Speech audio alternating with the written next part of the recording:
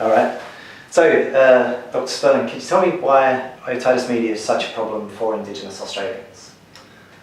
Otitis media is a huge problem because of the effects it has on hearing, and it occurs at such a young age and in such high prevalence. And that effect on hearing impacts on all sorts of social interactions. And then if you feel that you're socially isolated or you can't hear stuff in school in particular, then you get behind in your education, which is a key socioeconomic determinant. And if you get behind at school, you tend to drop out and you miss then all the opportunities that education gives you, and it's even been linked to ending up in the prison system. Aboriginal and Torres Strait Islander people are overrepresented in the prison system. So if you think about it like that, it has a huge impact. It's very common. It causes a huge number of problems for a large number of people, and the problems end up being very severe and really perpetuating the socioeconomic disadvantage. And I guess the other part of that question is that it's disproportionately high amongst Aboriginal and Torres Strait Islander people because of socioeconomic disadvantage. There's really no evidence that there are genetic elements to this, it's a common misconception, I think, to conceptualise Aboriginal health as genetic difference. So you have things like the thrifty gene and stuff like that thrown up, which just have no basis really. Pressure.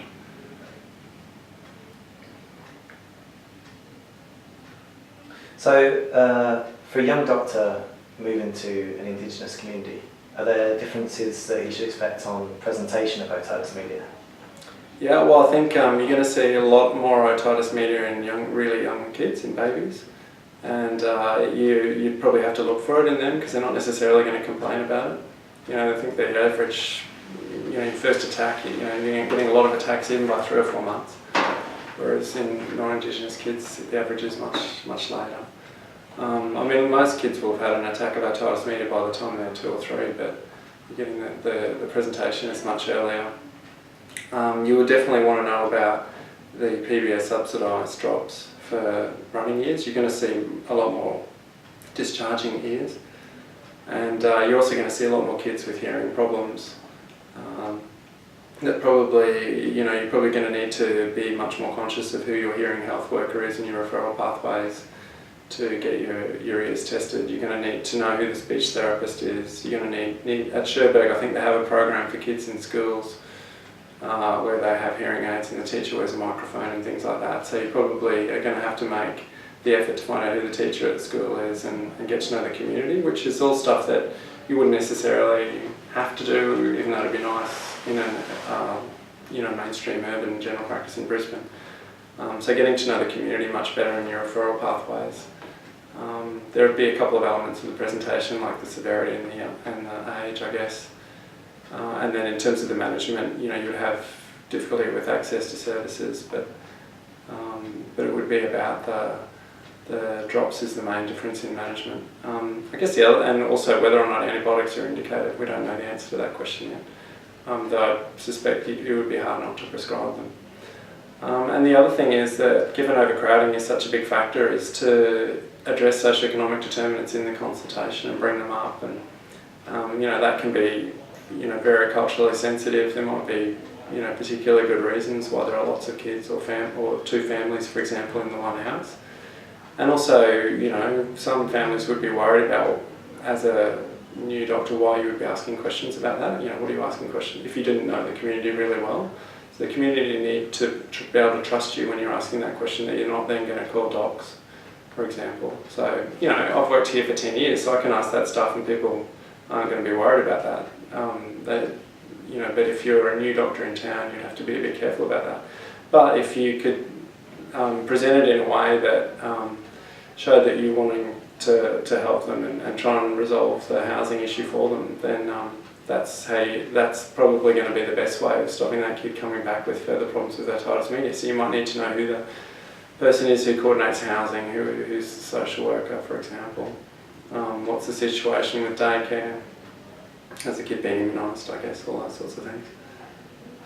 Are there differences in the time to diagnosis in remote communities for otitis media? Oh, I'm sure there would be. the only remote communities I've worked in was in Thursday Island, you know, you're talking about people having to come in from other islands, and that would be the same in remote communities where there's limited access. So yeah, you're going to get much later presentations. Here in Inala, where the access is reasonably close physically at least, you know, we get the whole spectrum of pretty mild otitis media that's almost certainly viral right through to the discharging ears, which can come up quite quickly. So you know, you can get quite a virulent otitis media that you know, comes up and causes the discharging ear within a matter of, you know, within a matter of days, and the parents may not be aware that it's about to happen, and all of a sudden they've got a kid with a runny ear. And really, there's you know, there's not an awful lot doctors can do to stop that damage from happening. Antibiotics haven't been shown to prevent perforation in the systematic reviews.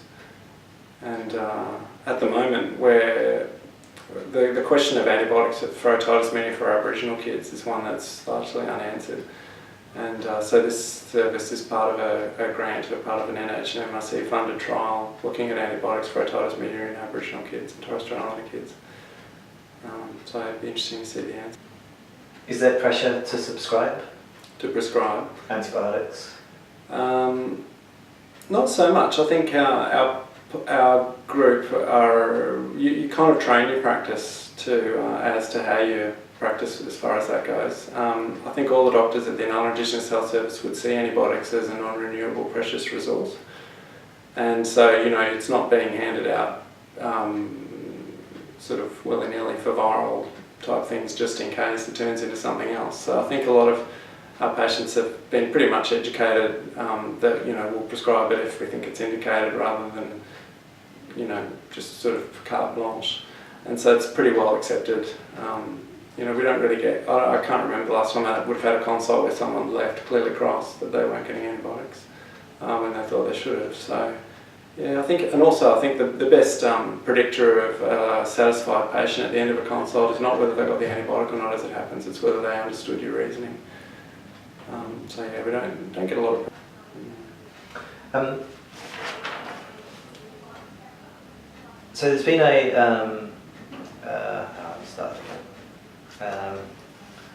what are your thoughts on the mobile screening program and the remote diagnostics? What are your thoughts on the mobile screening program and the remote diagnostics for otitis media? Yeah, so I mean, I think it's excellent that there is a program that is helping detect the kids with hearing problems and ear problems, because if they go undetected and you can't, you know, improve their hearing, then you run into all those problems I was talking about before with loss of educational opportunity, which means that you have reduced employment prospects and all the problems that go with that, including higher incarceration rates. There's not a lot doctors can do about that, in my opinion, but it's worth picking up because you can then address it at the school level with you know, speech therapists and hearing aids and teachers on mics and things like that. And you know, certainly if kids have chronic perforations, that can be fixed by ENT surgeons. So there are some roles for doctors in all of that, and I think it's important to have a screening program. It's not, I guess, addressing the downstream causes for why people are developing, why there is such a high rate of otitis media. So it's great that it exists, I think it should exist, but it's not addressing the underlying causes. It's like measure for the interim. Well, it's like catching, it's like, you know, you've got this waterfall of cases and you're down the bottom, you know, trying to sort out the people who've fallen off the waterfall and patch them up and get them as best prepared for society as possible without stopping the waterfall. Finally then, I'm a BMP student, so I'll be spending quite a lot of time in Indigenous communities, I imagine. Do you have any general advice? Okay, yes. So when you introduce yourself to people, find out where they're from rather than what they do. So non-Indigenous people like us, I don't know where you're from. And yeah, I know you're a med student, you know I'm a doctor, you don't know where I'm from. But Aboriginal people wouldn't even talk to each other like that. So it's a good way of building rapport is to find out where their family's from. And if you see two Aboriginal people meeting for the first time, they'll talk about their family.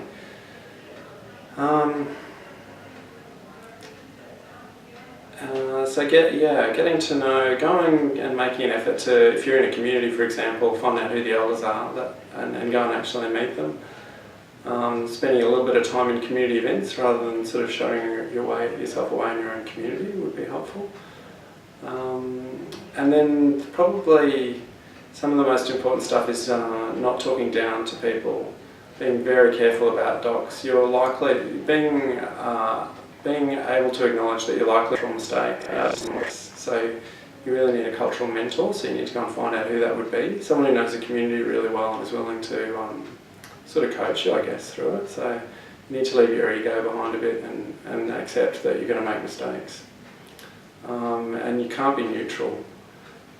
So people have this idea that they should be neutral and treat everyone the same, but in fact that's a recipe for disaster, in fact, because you are going to have preconceived ideas and all sorts of notions when you meet Aboriginal people, and if you don't deal with them and in fact put in place the verbal changes and language changes to communicate properly with Aboriginal people, then you're going to be missing the boat. You can't treat everyone the same. And being really careful about keeping people waiting. So historically, Aboriginal people have felt, I think, probably quite truly that they've been kept waiting because they're black. So being really careful about that, and if you do keep people waiting through no fault of your own, then apologising for it, I think is really important. Some doctors have this funny idea that they shouldn't apologise for keeping people waiting, but even if it's not your fault, it's no skin off your nose really, and it makes the consult go so much better. And the other thing to be really careful about is children. If you really think a child is being well looked after, then say it. And say it often, and then you get a reputation through the community as someone who's on people's side. If you've got concerns, then go and find out what the backstory is from your cultural mentor before knee-jerkly reporting or whatever. Obviously, if it's a clear-cut case of abuse, then you've got no choice. But you have to be really careful about that, and go. You need to find a cultural mentor.